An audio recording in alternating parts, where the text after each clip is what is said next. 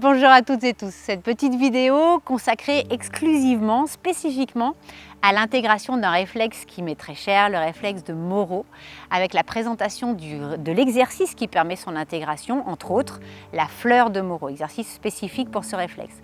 Réflexe que vous retrouvez chez le bébé, réflexe d'ouverture et de fermeture lorsqu'il a très peur et que l'on retrouve plus tard s'il n'est pas intégré sous la forme d'hyper-réactivité ou hypersensibilité à différents stimuli, le bruit et d'autres événements qui pourraient vous faire peur et qui amènent à un hyper-contrôle et une hypervigilance. Donc je ne vais pas détailler ici les effets de cet hypercontrôle et de cette hypervigilance, mais ceux qui comprennent, qui entendent et chez qui ça fait résonner des choses, la notion d'hypercontrôle, de besoin de maîtrise, de façon à pouvoir anticiper tout ce qui pourrait leur être néfaste ou leur être nuisible, comprendront l'importance de ce réflexe dans leur vie. Dire à quelqu'un qui a un réflexe de Moro non intégré « lâche prise », ça ne relève que du concept. Il est donc indispensable de pouvoir avant tout travailler ce réflexe pour pouvoir profiter pleinement de tous les enseignements vous permettant d'arriver à la pleine expression de ce que vous êtes. Donc, passons aux choses concrètes. Présentation de la fleur de Moro. Je vais vous le présenter de façon couchée, c'est selon moi la façon la plus efficace pour pouvoir le réaliser. Alors, vous vous allongez. C'est un réflexe, un exercice qui commence en totale fermeture. Vous avez donc les pieds croisés, les bras croisés sur la poitrine, les mains et les poings serrés et le visage remonté vers le nombril. L'exercice consiste tout simplement à fleurir, d'où le nom la fleur de Moro, à créer une ouverture progressive de l'ensemble du corps et simultanément jusqu'à une ouverture complète. L'objectif est donc de passer d'une fermeture complète à une ouverture complète en 8 temps. 1, 2, 3, 4, 5, 6, 7, 8, puis 1, 2, 3, 4, 5, 6, 7, 8. Expiration sur la fermeture, je souffle.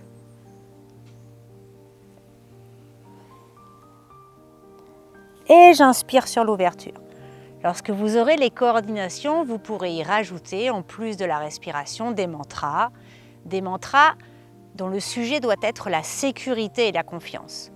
Je suis en sécurité, j'ai confiance, la vie m'est favorable en toutes circonstances. Vous verrez au début, les coordinations sont un peu difficiles. Vous aurez tendance à faire d'abord les bras, puis les jambes. Rassurez-vous, très vite, vous arriverez à une coordination fluide.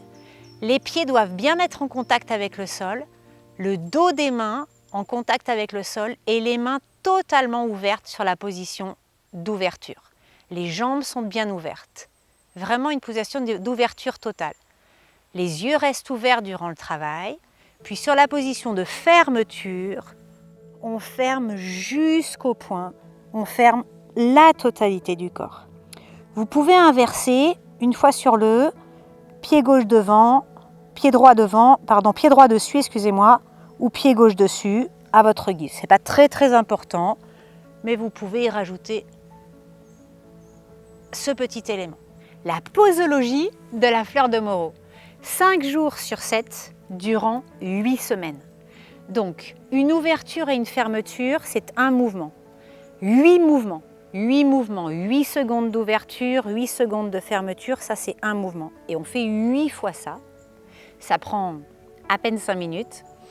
Vous faites ça 5 jours sur 7. Vous avez droit à 2 jokers durant 8 semaines. 8 semaines, c'est le temps nécessaire à l'intégration de ce réflexe. Si jamais vous n'arrivez pas à tenir le rythme des 5 jours sur 7, la conséquence n'est pas dramatique, c'est simplement qu'il vous faudra plus de 8 semaines pour pouvoir intégrer ce mouvement. Ce mouvement a un effet très important sur, comme je vous l'ai dit, la reprogrammation neurosensorielle et neurosensitive.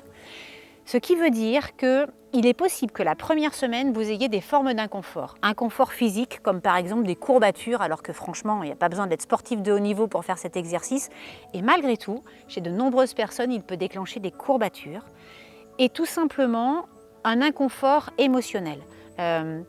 Le fait d'avoir des sautes d'humeur ou le fait d'être moins à l'aise, que ce soit moins fluide. Ne soyez absolument pas surpris, ça peut tout simplement être dû à l'impact de cet exercice.